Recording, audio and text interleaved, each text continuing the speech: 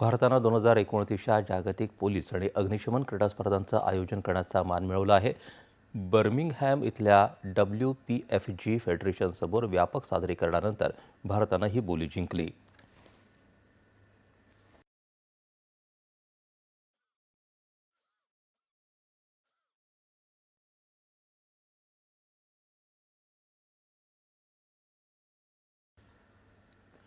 गुजरातच्या अहमदाबाद, गांधीनगर आणि एकता नगर इथं 2029ला जागतिक पोलीस आणि अग्निशमन क्रीडा स्पर्धांचं आयोजन करण्यात येणार आहे.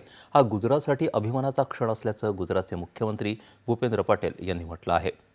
पंतप्रधान नरेंद्र मोदी आणि केंद्रीय गृहमंत्री अमित शाह यांचं दूरदर्शी नेतृत्व यामुळे प्रतिबिंबित आहे असं सांगत, हे अहमदाबादला भारताची क्रीडा राजधानी बनवण्याच्या दिशेनं एक मोठं पाऊल आहे असं पटेल यांनी म्हटलं आहे.